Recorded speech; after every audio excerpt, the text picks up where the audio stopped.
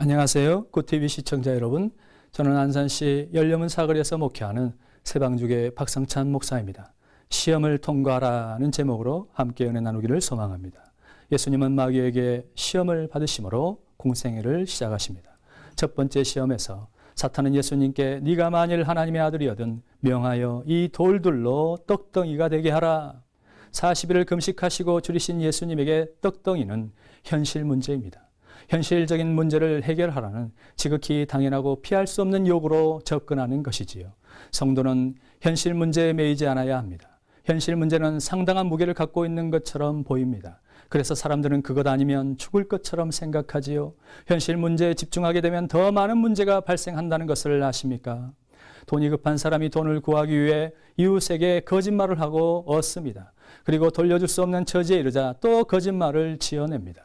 그러다가 결국에는 야반 도주를 하고 경찰이 개입하게 되고 두 사람은 돈 때문에 원수가 되고 말았어요. 이와 같이 현실 문제는 더 많은 문제를 안고 있는 골치 아픈 문제로의 초대장과 같습니다. 예수님은 사람이 떡으로만 살 것이 아니요 하나님의 입으로부터 나오는 모든 말씀으로 살 것이라 말씀하십니다. 현실 문제는 육에 속한 문제이지요. 성도는 영의 문제에 집중해야 합니다. 영의 문제가 해결되면 육의 문제는 아무것도 아니요 저절로 해결되는 줄 믿습니다. 그래서 살리는 것은 영이라 하셨으니 생명의 말씀에 집중해야 하는 것입니다. 살리는 것은 영이니 육은 무익하니라. 내가 너에게 이른 말은 영이요 생명이라. 말씀이 곧 영이요 영의 말씀이 영혼을 살리는 줄 믿습니다. 현실 문제가 생길 때 예수님처럼 현실 문제 너머에 있는 영의 문제를 보십시오. 그리고 영의 문제를 먼저 해결할 지혜의 말씀을 구하시기 바랍니다.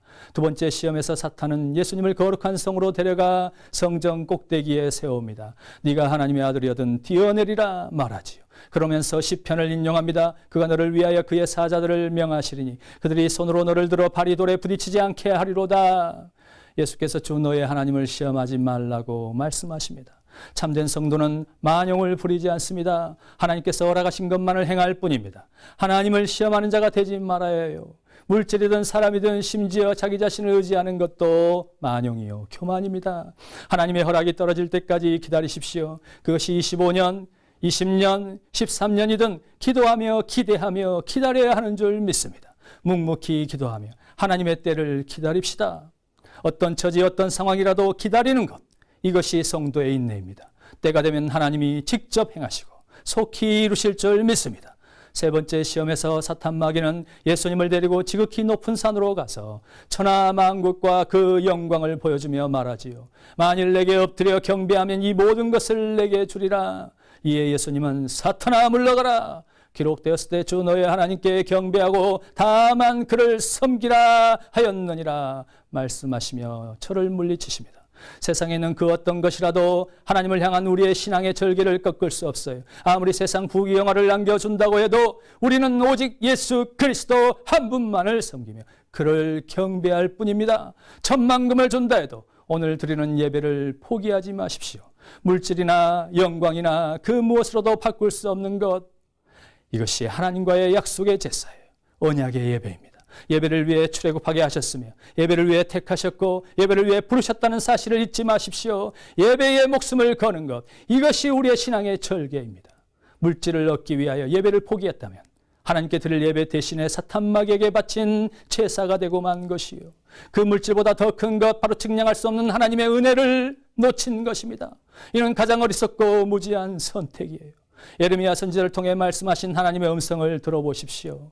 내 백성이 두 가지 악을 행하였나니 곧 그들이 생수의 근원되는 나를 버린 것과 스스로 웅덩이를 판 것인데 그것은 그 물을 가두지 못할 터진 웅덩이들이니라. 현실 가치는 얼마든지 측량할 수 있습니다. 하지만 영의 가치는 도무지 측량할 수 없습니다. 눈에 보이는 것이 더 가치 있다고 생각하는 것은 마귀의 거짓말입니다. 영의 가치가 훨씬 더 크고 중요합니다. 보이는 하드웨어보다 보이지 않는 소프트웨어가 더 가치 있다는 것을 웬만한 사람이라면 다 알고 있잖아요. 사랑하는 성도 여러분, 예수께서 시험을 받으셨으니 우리도 시험을 받는 것이 당연합니다. 시험 받을 때 말씀이 준비되어 있어야 합니다. 그렇지 않으면 시험을 통과하기는커녕 다른 사람을 시험하는 존재가 될 수도 있어요. 시험에 넘어져 주를 배반하고 대적하며 주의 제자들을 넘어지게 하는 사탄의 도구, 불의의 도구가 될 수도 있습니다. 그러니 속히 말씀 앞에 무릎을 꿇어야 합니다. 주의 모든 말씀이 능력으로 나타나야 할 줄 믿습니다. 그리하면 사탄 마귀의 시험을 물리칠 수 있습니다. 시험을 통과하면 시험을 통과하신 예수님을 천사들이 수정을 든 것처럼 우리의 삶을 도우실 줄 믿습니다. 내가 너를 도우리니 시험을 통과하라. 주의 말씀과 기도로 온전히 무장하시고 사탄의 모든 시험을 능히 통과할 수 있기를 예수님의 이름으로 축원합니다. 그가 시험을 받아 고난을 당하셨은즉 시험 받는 자들을 능히 도우실 수 있느니라. 할렐루야! 감사합니다.